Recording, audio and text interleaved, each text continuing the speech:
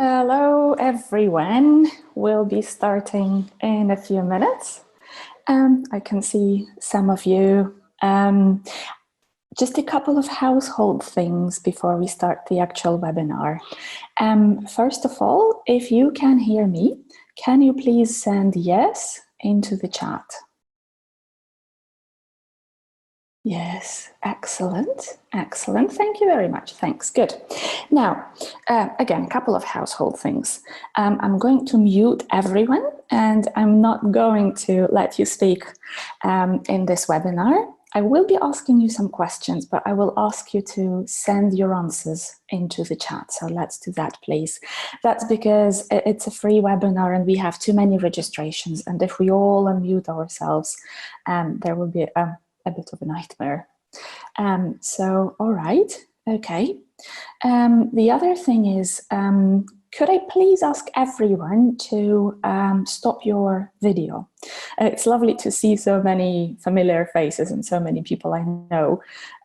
Wish I could see you all in person, but please, could you please stop your video so that we would not be overloading the network? All right, good. We'll just wait 2-3 more minutes for more people to join, and then we'll be starting from there. I've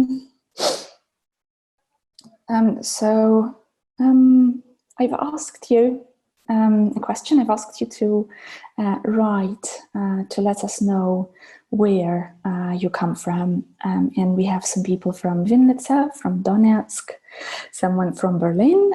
Eva, lovely to see you. Skadovsk, Rivne, Odessa, Brovary, Ternopil, Vasilkiv, Kharkiv, Kiev, Kramatorsk, Chernivtsi, Lviv, Zaporizhia, Nizhyn. A lot of people from Kiev, a lot of people from Dnipro. Myanmar, hello Svetlana. Oh, lovely, from such a far place. Enerhodar, Komeshevate, lovely. Thank you very much, everyone, for joining this webinar today, and a special thanks for finding this hour and for your willingness to spend this 1 hour in front of your computer again, because these days we all know that we're all teaching online and it's really demanding, and everything we do. Almost everything we do is online now. So I can imagine that you had a choice between having a cup of tea in your kitchen or sitting in front of the computer and listening to this webinar, or something else. So it's a pleasure, and I hope you will get a lot of useful information from our session today. So before we start the session, there's this concept of all eggs being in one cognitive basket. When I say that it's really difficult to spend all this time in front of the computer, there's been this interesting discussion among researchers that in the past, if you think about it, we spent half of the day in our English language classroom teaching our kids, teenagers, and adults. And then in the afternoon, we would go to say a different classroom to have a meeting with our boss, with our colleagues.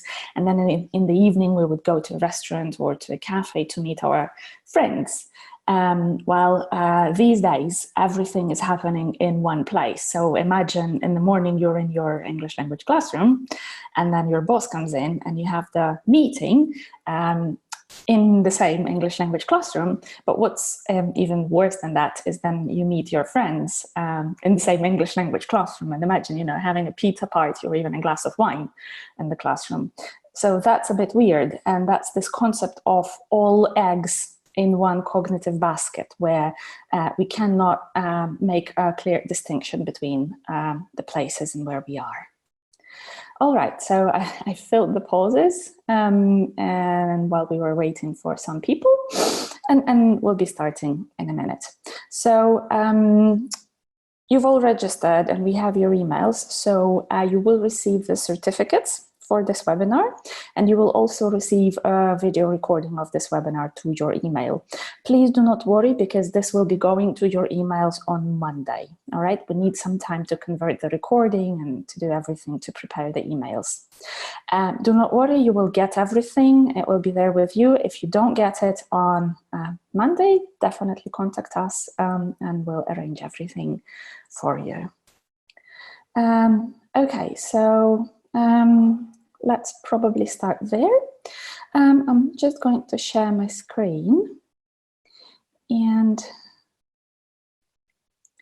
we'll work from there. Okay, can you see the slides? If you can see the slides, well, can you please type yes into the chat? Yes, yes, yes, perfect. Okay, very good, very good. So then let's continue and let's work. So in this webinar, in the abstract for the webinar, I promised that we would look at different things which help us make sure that the learners actually really learn what we are trying to teach them. And here we're going to rely on the concept of input, intake, and output, which I'm going to talk about in detail a little bit later on. We're going to try out some practical activities, so get ready, be prepared. With your fingers, you're going to need to type later on in the webinar. So in the session, there will be a story, my personal story, which I will share with you. We'll define the problem and we'll ask ourselves the question of why the problem occurs and how we can solve it. And we're going to discuss the solutions behind, the reasons behind this problem, and also some of the possible solutions to this. And so, first of all, I'm going to start with a personal story. When I just started my teaching career back in 2007, this was one of the first years of my teaching, I had different groups of learners, including very low-level, elementary, not very strong learners. And so I was spending hours and hours trying to help my learners become more accurate, because I thought at this level, at elementary, I spent this lesson teaching them present simple, and they should be able to say, I go shopping every day, he goes shopping every day. But for some reason, they were constantly saying, he goes shopping every day. And so I was puzzled, and I thought, there must be something wrong. And what I was thinking is, there must be something wrong with me. I'm a loser teacher if I cannot get my learners to actually produce the language correctly. And so I was looking for different ways out, and I tried different drills. So every lesson we would start from an exercise which was quite a chunky drill, in which the learners would have to transform the sentences from I, as in I read a book for 1 hour every day, into he, she. I thought, you know, this mechanical manipulation would help, but it didn't. And so, you know, I went on in my teaching career thinking there's something wrong with me and looking for different answers. And it wasn't until later on that I discovered that, first of all, there are reasons for why the learners are not producing what we want them to produce immediately. And secondly, there are also ways to make our learners retain the language and actually be more accurate. So after all, I was not a loser teacher, hopefully. And one of the people who actually helped me realize that, and one of the theories which helped me with that, was Stephen Krashen's input hypothesis. Stephen Krashen is an American scientist and researcher and linguist, very, very popular nowadays, and very common, especially if you are preparing for Delta. Quite a lot of what we do in Delta relies on his hypotheses and his theories. Stephen Krashen says that the acquisition of the second language depends on access to and the utilization of comprehensible input. That is to say that our learners can actually only learn if whatever we're giving them is at a relevant level and that it is comprehensible to them. There are lots of aspects to this, but this is what I found particularly fascinating and what I thought would help me a lot with the learner's progress. The idea here is that whenever we're teaching our learners, we're providing them with some sort of input, as you can see on the slide. And input is normally spoken or printed elements of the target language. So say spoken language, written language, text they see, whatever they hear, the recordings, our instructions, everything that goes into their ears and eyes. And then in order for it to become intake, there has to be something. And intake in this theory is the comprehended elements of the target language. So say this is what the learners pick out from what they hear and see, what they understand, and then what they are able to keep with them, to retain with them. And there's this big question mark in terms of how we can make input into intake. And then later on, how can we transform intake into output? Because that doesn't always result in that. Whatever the learners have comprehended doesn't always go out of their mouths when they are speaking. And so to illustrate the idea of input and intake being comprehensible elements of the language, I'm just going to tell a story which Stephen Krashen shares in quite a lot of his trainings. So he says that some time ago he lived in the US, and he was director of the English language program, where he was managing a big department at a university, making sure people know how to learn English. And then he lived in a big block of flats, a nice big apartment. And next to his apartment, there was an apartment owned by the state, where they would put the Japanese diplomats. And so, every year there would be a new diplomat coming in there with his or her family, living in that flat. And so once there was this little 6-year-old Japanese girl who Stephen observed quite a lot. And so he says, well, she wasn't able to produce a word in English. And of course, Stephen, being director of the English language program and actually making sure that people learn, thought, okay, I'm going to teach this girl how to speak English, and then I can brag about it because that's an achievement. So he tried different things. He started speaking to her in English, saying simple things like, hi, how are you? And telling her different stories, to which there was no response from this girl. And he thought, okay, I'm going to try something else. And so he wanted to motivate her and interest her. And he thought, all right, here is a ball. This is a ball. I'll give you this ball if you say ball. No response. And he started thinking about it and researching into why the girl was unable to produce something. And then surprisingly, after about 5 or 6 months, the girl came to him and started speaking to him in English. And that actually coincided with some results in his research, which showed that the way we speak to our learners has a lot of impact on how they are learning and what they are retaining. And this goes back to the concept of comprehensible input, in which we all have learners which are at this current level of language proficiency, as you can see on the slide. And this is what they can already master, what they can produce, and what they know. And so then there's this level which is too challenging. So say if we're teaching beginner level learners and we want to speak to them using second or third conditional, those aren't the grammatical structures that the learners can produce confidently at this level. So that's a lot more. That's far too challenging. And what we need to do is we need to find the input which would be between too challenging and between the current level of language proficiency, and that would be comprehensible input, which our learners would be able to take in and work with. I'll stop there for a second.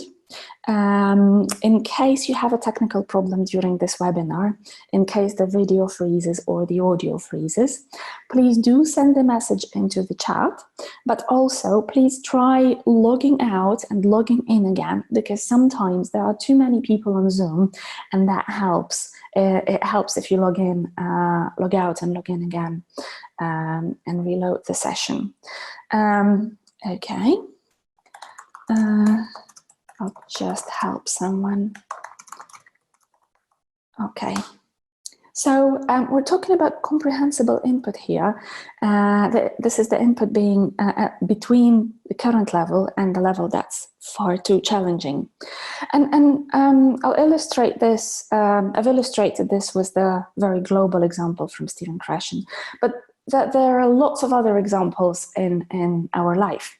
And as you can see on this slide, this is a sign which can normally be found at an airport.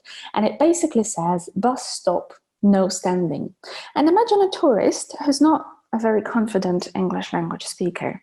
And the tourist comes to the bus stop and wants to wait for the bus and sees this and thinks, okay, and goes and looks for a bench and sits down. So basically what's happened in the tourist's brain is a little bit of miscommunication or misunderstanding of the sign. So the blue sign, the bus sign, is for everyone, is for the people and for the cars to indicate that this is where the bus stops.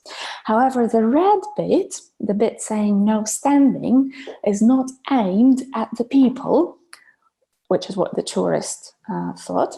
It's aimed at the cars to signal for the cars that they should not be standing there, because the buses will want to let the people get on and get off. So there are lots of levels on which there is input the input can be comprehensible or not. And in this case, in the case I'm talking about now, the input was not perfectly comprehensible for the tourist in terms of the cultural concepts. So how do we work with this? How do we work with comprehensible input in the English language classroom? So on a lot of our Celta courses, on all of our Celta courses, we say when you're teaching, you should be grading the language. We need to make sure that the language is at the level that's accessible to the learners. That results in, instructions such as open your books to page 72 or things like that. And yes, that's definitely fair, and that's definitely what we should do if our aim is to simply teach the learners whatever our main aim is, and we don't want the learners to get anything other than that. However, in quite a lot of my own classes, what I do is I avoid grading the language and use things which are a little bit beyond the level of my learners, just so that they can get access to it even before they study that. So as you can see, there are 3 examples on the slide there. Yeah, you're going to work in pairs. Could you please open your books on page 72? And what do you think about sentence 2? And those are all examples of instructions I would give to beginner level learners. As opposed to, we can simply say work in pairs, or we can simply say books, page 72. However, here the learners will definitely understand what we mean and what we want them to do, but they won't get access to this language that's slightly higher than their level, and they will be slightly disadvantaged. Why? If we start our course by giving instructions, you're going to work in pairs, our learners will pick out the words they understand, work in pairs. And gradually they will get used to the structure you're going to, and they will accept it as part of instructions which signals what's going to happen. And so with time, this will stay at the back of their brain. And with time, by the time they come to going to as a structure, which we teach at the very end of beginner level, the learners will have seen it so many times that they will have no problem recollecting it and actually using it. Same works for could you please, same works for what you think about, and here I'm mostly focusing on pronunciation, what do you think, and some other examples as in would you like, and later on when at the end of pre-intermediate level we arrive at would, we can go back to this and say, you know, you've already seen it, it's nothing new for you, so you can use it. So how do we make input, how do we turn input into intake and into output? So imagine we have this piece of instructions, you're going to work in pairs, yeah? So that's the input, that's what we say. And then for the learners to actually take this in, they should notice it. So at a certain point, we need to actually focus on what we are saying. We need to focus on you're going to, even before we teach it, and say that this is the structure that exists, and then check the learners understand the meaning. And so after we've drawn the learner's attention to this, they become more mindful, and every time they hear this structure, they pay attention to this. And it kind of goes into our short-term memory, and it stays there, and we use it when we need, while it's still in the short-term memory. And with this usage of the items from short-term memory, we transfer them into long-term memory. They become part of the system, and that's what helps our learners retain them. Once it's stored in the long-term memory, and once the learners have tried it, this normally goes into output, that is to say, what the learners actually produce. And so noticing, the thing which I pointed out in this sequence, noticing is a lovely concept, a lovely technique, which originally comes from the lexical approach developed by Michael Lewis and is kind of central to that, but is also central to the learner's language development, developing their learner autonomy and making sure the learners can retain the language better. So I'll give you one example, and this example is from the actual course book which I use in my classes. This is a CAE preparation course, and this is a simple text which we used for skills development. So I'd like you to have a look at this text and let me know what you would want your students to notice and how you would do that. So it can be grammatical structures, it can be lexical, they can be lexical items. Please pick out the specific structures or items from the text and send them into the chat. I'll just give you 2 minutes to read through this text and send your answers.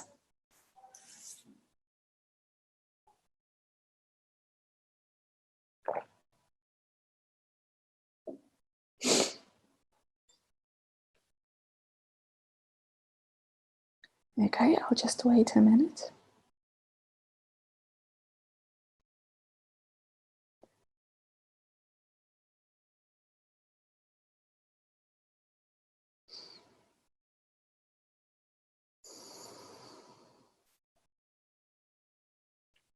Okay, linking words. Can you send specific words you would focus your learner's attention on?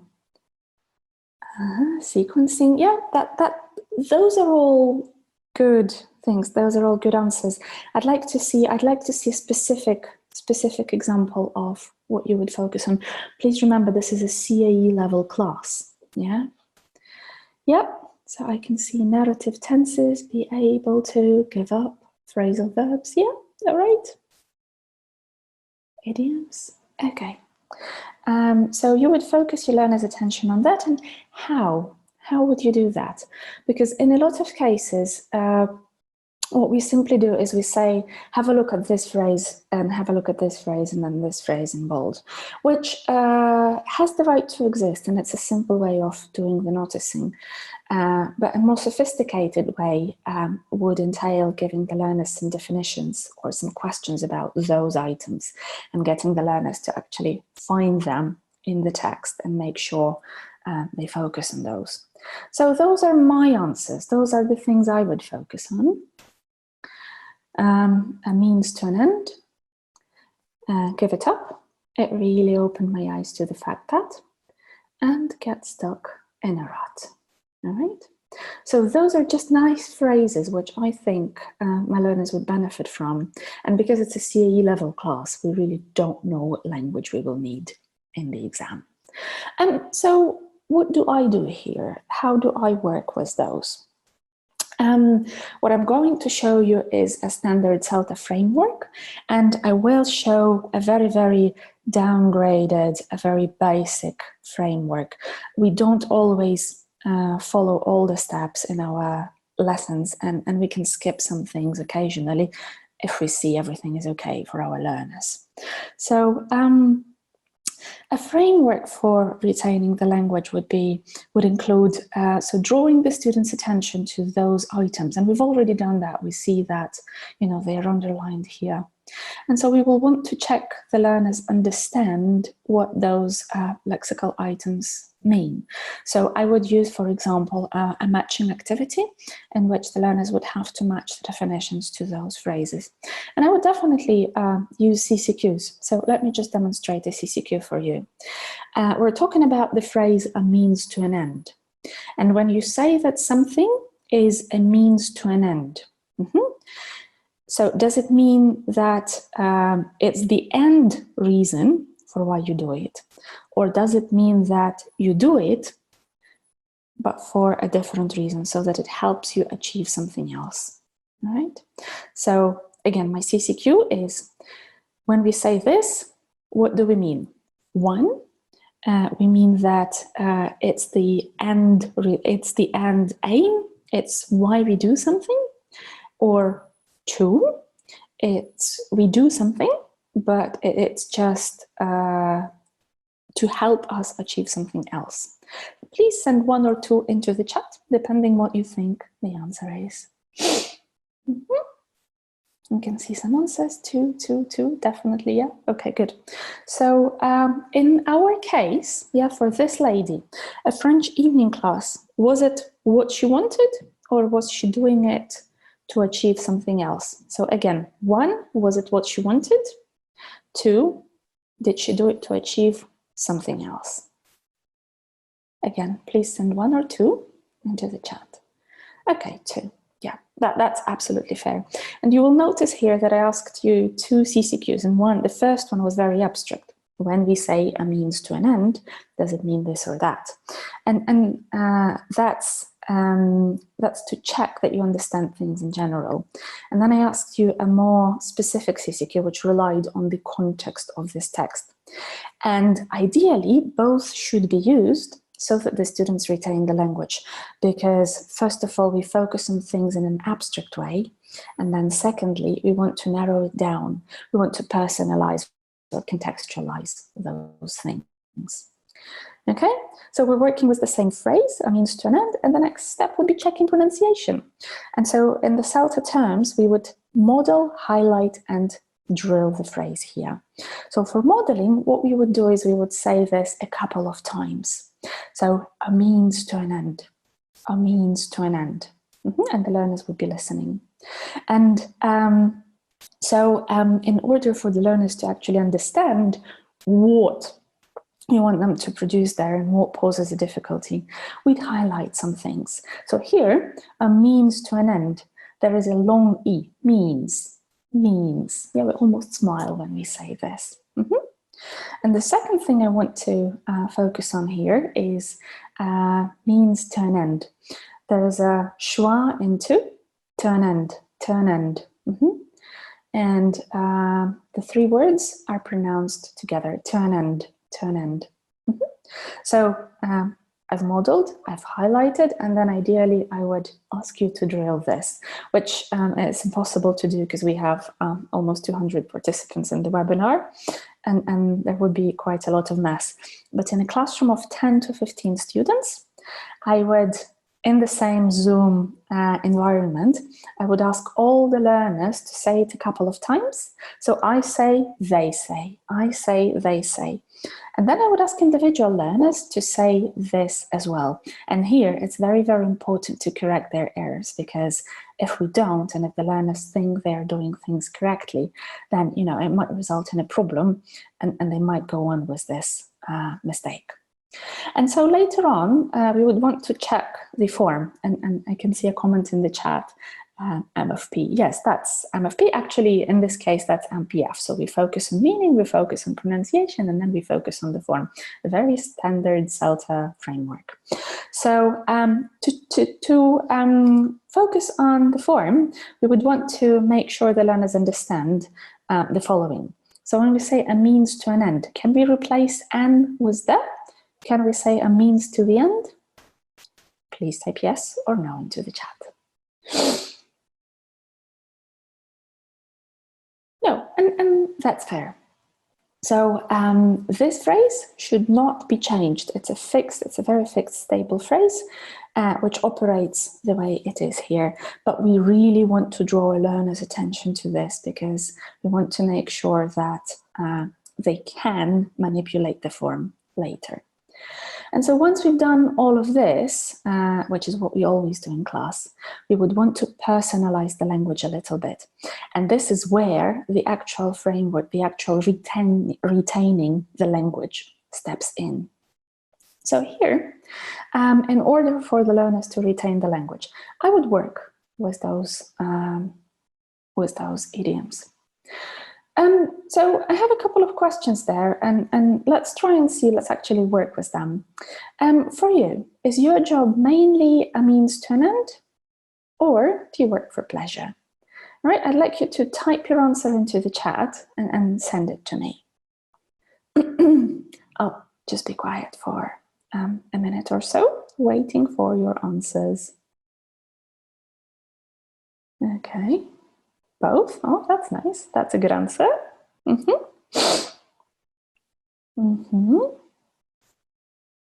Cool. Okay.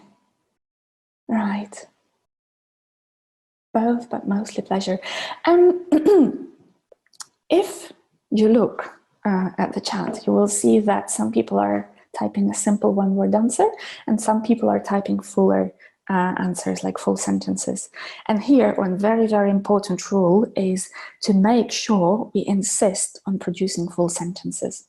Why? Because we want to give our learners a chance to manipulate this form, to try it out, to try and say it before they can go on and produce it independently. So here, I would want you to type something like, my job is not a means to an end for me, I really work for pleasure. Or, yeah, it's simply a means to an end, I need money and to provide for myself. Yeah. Okay, I can see some more answers coming in. Yeah, which is fine. Good. I'm going to give you the second question. It is going to be dealing with give it up. And here, look at the question, think of your answer, and write a full answer into the chat, please. In the light of COVID-19, is there anything you've had to give up? Mistake on the slide. Sorry about that.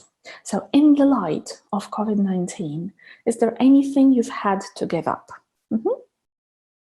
Yeah, so for example, I've had to give up having a morning coffee in the cafe next to the office before I start work. So now I have a cup of coffee at home. It is fairly difficult to give up coffee in general, though, so yeah. Okay. Some people are saying had to give up traveling abroad. Yes. Yeah. Give up traveling. Yeah.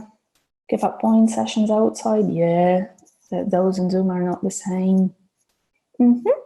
Okay, please remember, I want full sentences. And I'm not being mean here when I say full sentences. I'm not trying to take up your time in the typing. What I want is I want to make sure that you've used this phrase.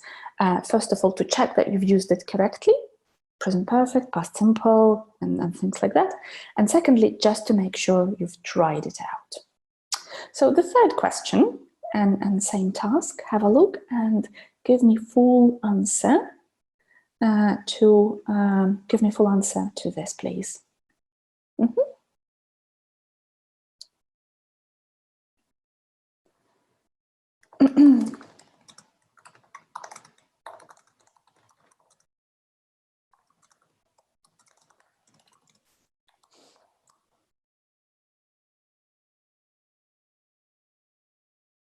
Okay, so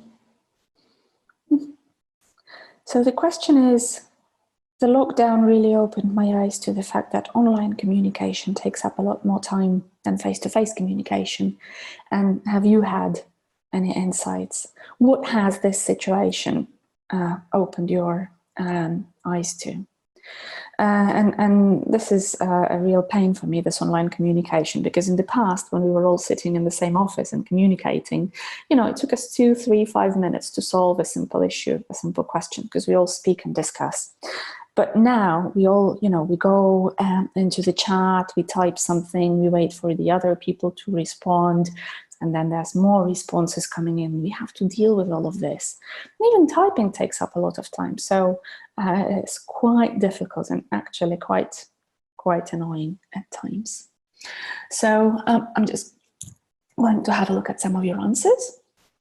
So the lockdown really opened my eyes to the fact that online classes are more exhausting. Fully agree. The lockdown was more of an eye-opener in terms of prioritizing my social contacts. Yeah, oh, that's a good phrase where you changed the idiom I'm working with. The lockdown really opened my eyes to the fact that the government doesn't really care about people's financial difficulties and a lot of other things. Very fair, and thanks very much for sending fuller sentences, because that's exactly what I wanted to hear from you. And so one final sentence, just to make sure we're all there on the same page. When you feel that you got stuck in a rut, what do you normally do to make sure you don't lose interest? So like for me, for example, I try and find a different hobby, like something very small, which can switch my attention for 5-10 minutes. And then that gives me a bit more motivation. And I don't feel that I'm stuck in a rut anymore. For you personally, when you feel that you got stuck in a rut, what do you normally do to make sure you don't lose interest? I'll just give you 1 minute. And please remember to send me full answers.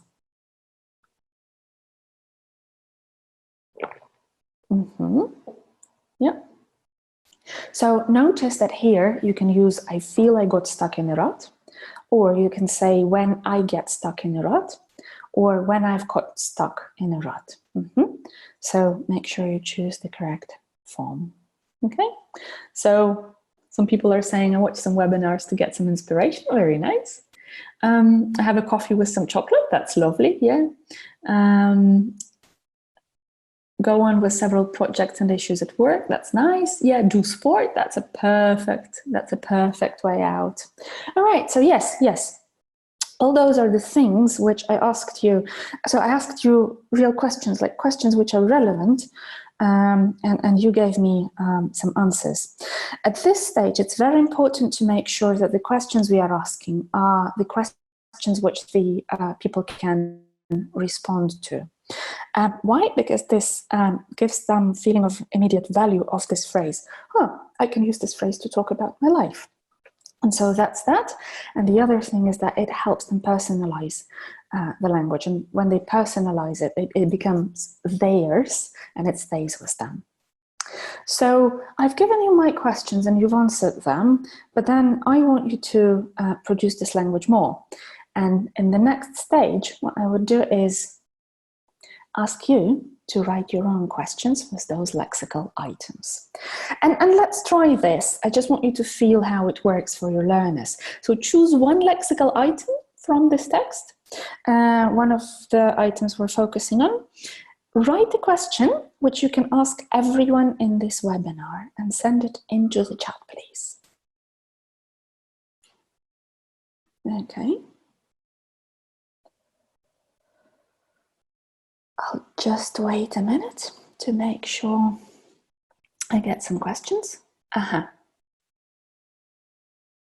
you ever given up anything? Yeah, that's fine. That users gave up. Perfect. Are you willing to give up eating meat to save animals? Good question. You're planning to give up on online teaching after the lockdown? That's a very relevant question. Yeah. And you see that quite a lot of our questions revolve around the current situation in the world. That's because it has a lot of direct relevance, and that's because we can immediately answer this. And also because that's the thing which we're all discussing these days. And so you've given me your questions, and what do we do with them? Ideally, I would check all of those questions and say, correct your mistakes, if there were any, and then ask you to work in smaller groups or in pairs, and then discuss those questions with the partner.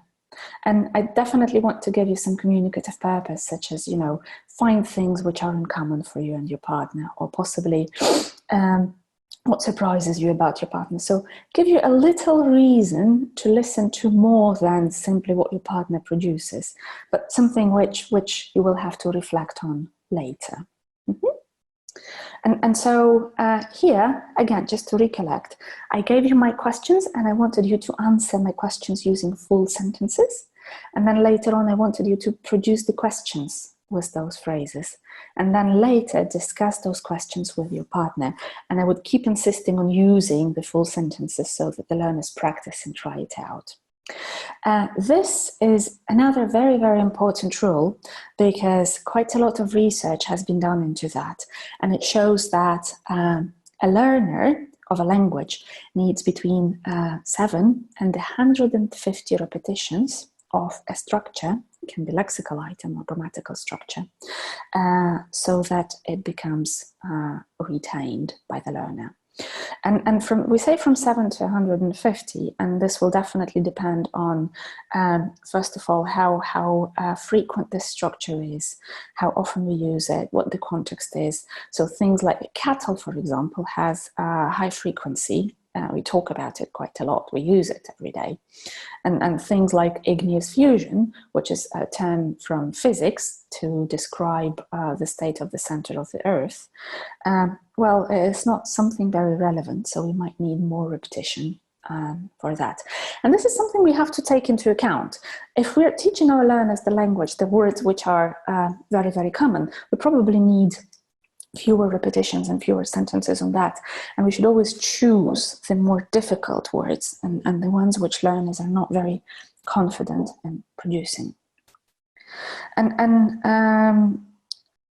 I just want to point out here a thing which comes from two of my most favorite books, which is The Black Box Thinking by Matthew Syed and Outliers by a fascinating Canadian journalist, Malcolm Gladwell, where they both say that in order for us to be professionals at something, we need a lot of repetition of the target language or whatever we are doing, the skill or whatever. But there's a little bit more to that than simple repetition. If we write, let's say, 30 sentences with this structure, it really opened my eyes to the fact that it won't mean that we will necessarily retain this structure, because without feedback, we cannot be sure that we are producing it correctly, and we cannot actually be sure that what we're doing is right. So repetition without feedback is useless. Okay. And the other thing which is directly linked to this, directly linked to feedback, is the concept of cognitive anchors. And cognitive anchors are something which we can and should use, particularly when doing error correction, but also when presenting the language. And the theory of cognitive anchors says that our attitudes are formed in the early childhood, or whenever we first meet or see something.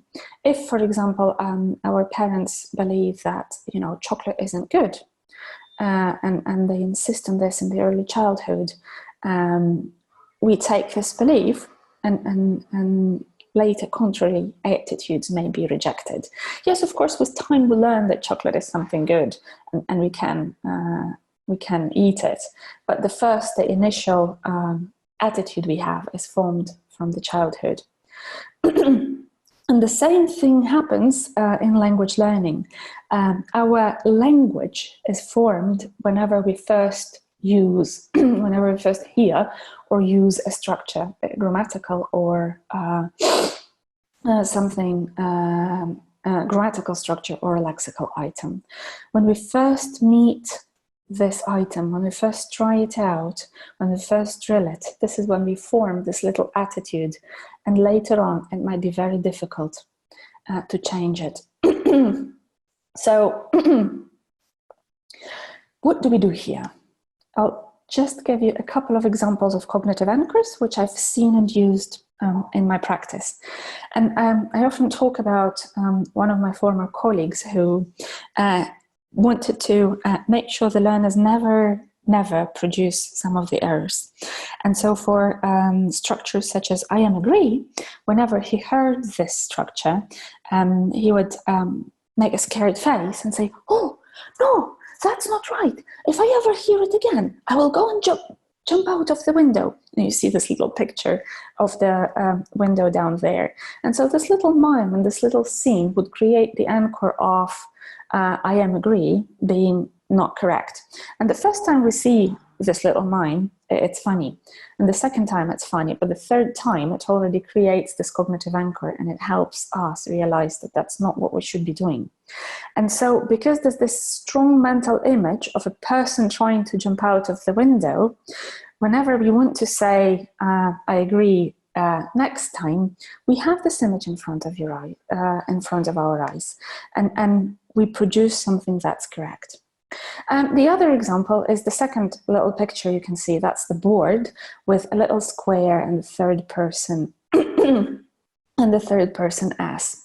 So when I teach, again, back to my big pain of the third person as with beginner and elementary learners, when I teach them at the beginning of the class, I have this little square with the as in one of the corners. And whenever my learners make this mistake, I point to that.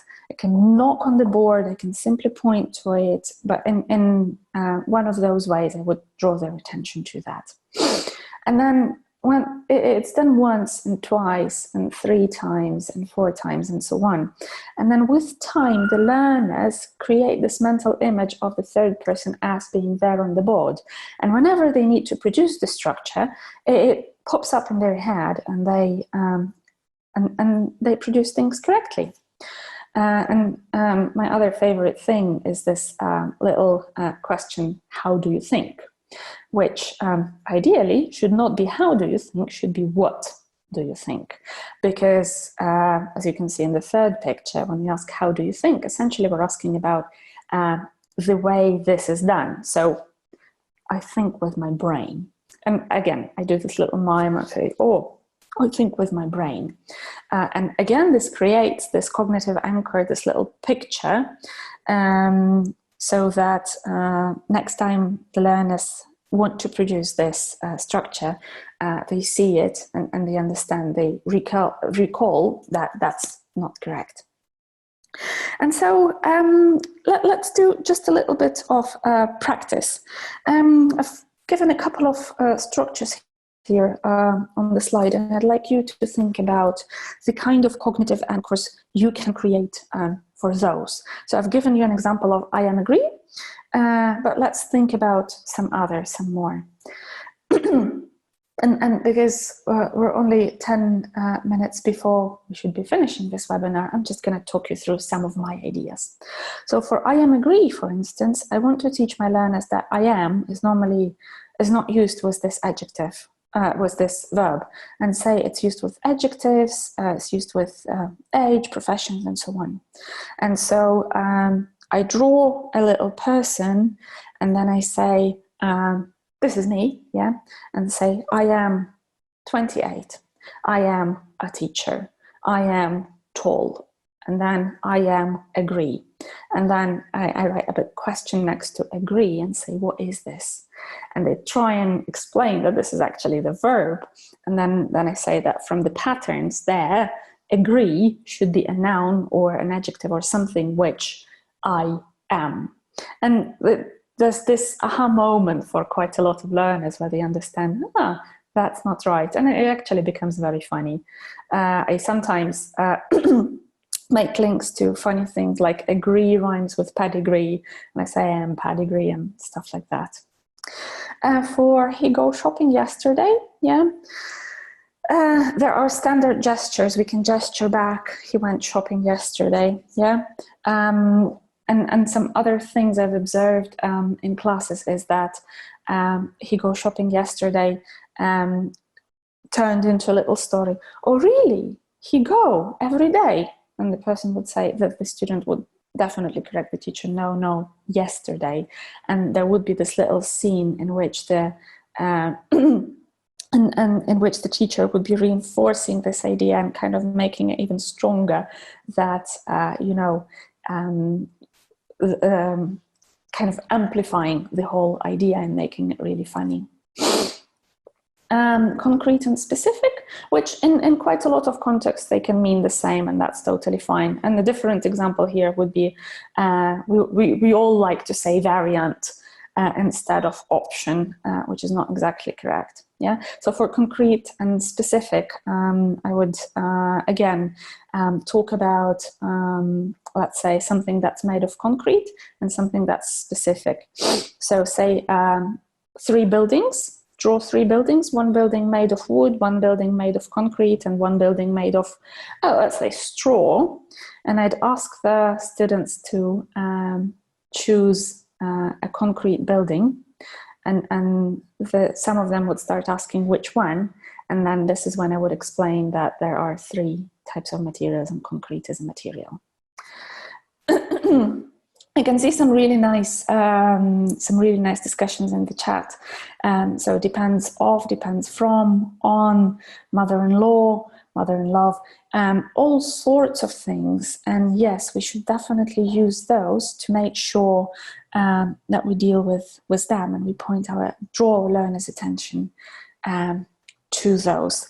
But an important point to make here is, like I said, it's best done in feedback. It's best done as part of error correction, but we can also prevent our learners from making this mistake. And if we actually do all those little funny things, if we create cognitive anchors at the stage of presentation or when they first input this language, then, we could help our learners avoid even making this mistake for the first time. And so the story I told you at the very beginning says that I was really worried about my beginner and elementary level learners. I was really worried about them not producing the 3rd person singular S.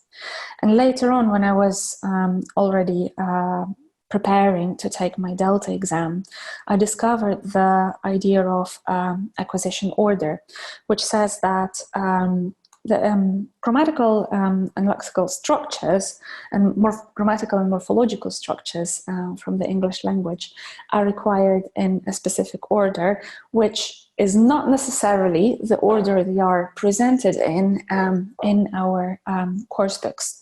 So we see that first we acquire ing plural, ing progressive plural, and copula to be, and then later on auxiliaries, and then later on irregular past. The funny thing is that we acquire irregular past before regular past. And then the 3rd person S is one of the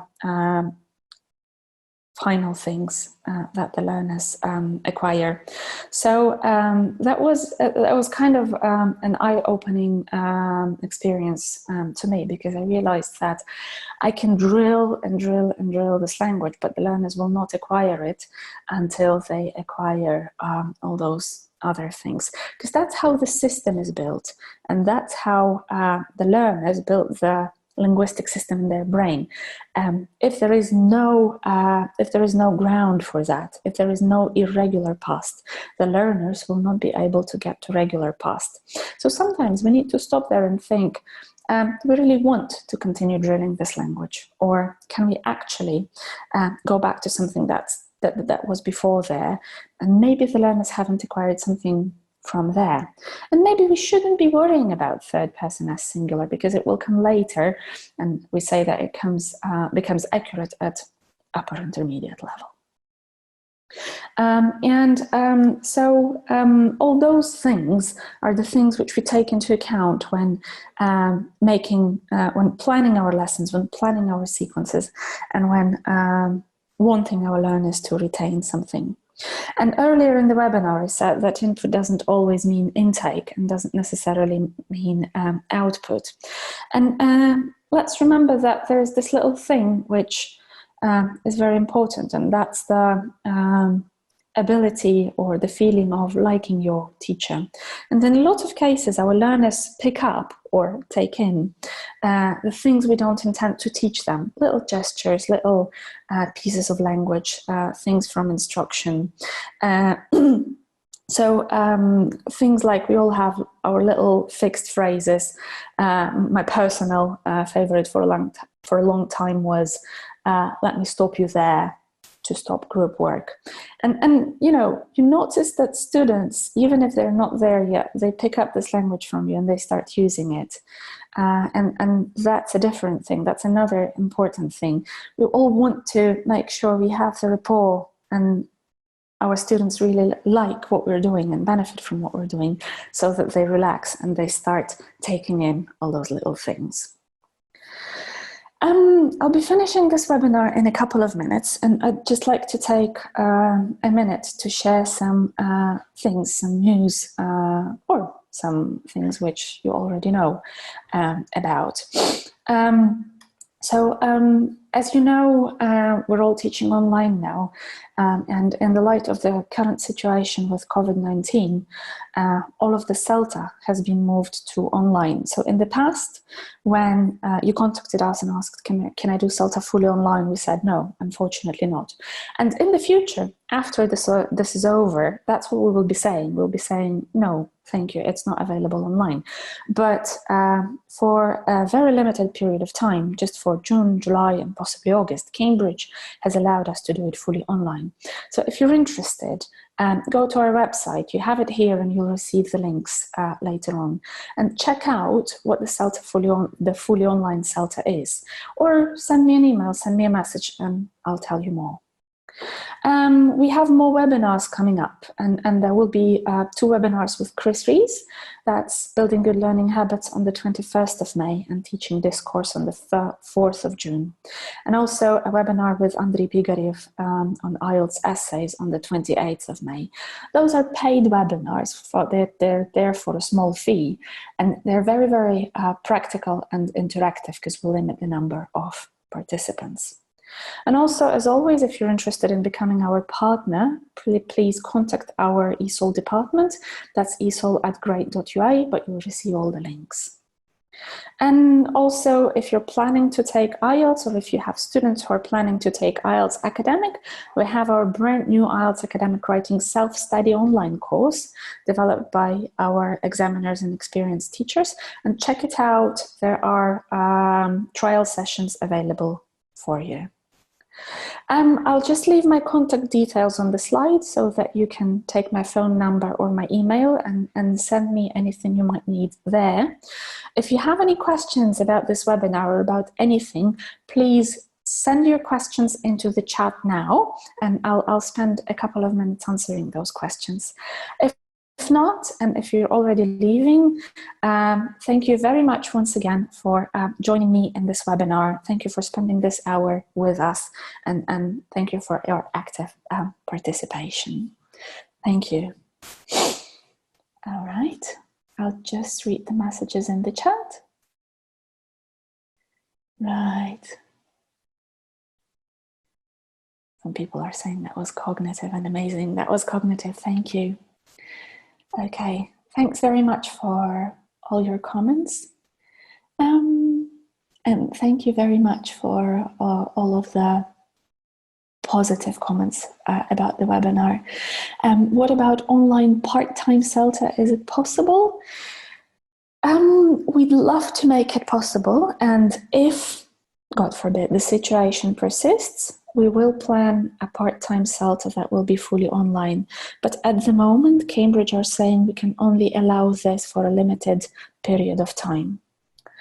Any chance August Celta will be offline? Oh, I very much hope so. At the moment, I'm planning both online and offline Celtas for August, but I cannot guarantee anything because, as you can see, it doesn't depend on me. Thank you. Thank you very much for your comments. How long does online Celta last? The fully online Celta lasts exactly the same as the full-time Celta. It's 4 weeks, but we've kind of tweaked the timetable around a little bit. So we'll be starting on Sunday. So this is the first day, and then we'll be finishing on Saturday, so that somewhere in between we can give you some Wednesdays off so you can get some rest. I have a message from Hussam. Yes, we'll send you all the details of your Celta course. I have my future Celta trainee in this webinar, which is really nice to see. And I know I have a couple more of my future Celta trainees and quite a lot of the people who I taught on Celta. And it's always really nice to see all of you there. So Hussam, we'll send you all the details. Somebody's asking me, have you ever lived in the UK? Yes, I have. I've done quite a bit of learning. I've studied in the UK a bit and did a little bit of teaching there. Thank you. What about FCE courses and certificates? For FCE courses and certificates, for courses, you would need to contact our office. And for exams, you would need to contact our exams department, esol@grade.ua. Please send them an email and they will help you. So once again, you will receive your certificate. The certificate will have no name there, so you'll need to type it in yourself or write it yourself. And you will receive a recording of this webinar. I have a question here in the chat. Will the exam also be online? If you're talking about Celta, there is no exam on the Celta course. You are assessed throughout the whole course, and it's a result of all of your teaching and all of your performance. As for the Cambridge exams, no, they will not be done online because we still have all the security procedures which we need to follow. I hope that answers the question. If not, can you please clarify what exam you mean? So no June, July face-to-face courses. I don't know. At the moment, we have enrollment for the June face-to-face Celta and July face-to-face Celta. However, it's the 15th of March or May already. And in order for us to start those courses, we'd need to, be able to travel around Kiev and at least get to the office. I don't think it will be possible soon. So I'm not very hopeful for June or July. Very hopeful for August, but we'll see how things go. Again, thanks very much everyone for being there, and thank you for all your positive comments. Thank you for your active participation and your questions. If you want to say something, if you want to ask something or need anything, send an email to kp@grade.ua and we'll always help you with anything. Offline CP in June still in force? I think so. I think the exams department are working on making it possible. Please do contact them, but I'm almost sure there will be CPE exams in June. All right. I'll just stay here for a couple more minutes in case you have any questions. If not, thank you very much, and you're very free to leave the webinar. You've already spent an hour here with me. All right.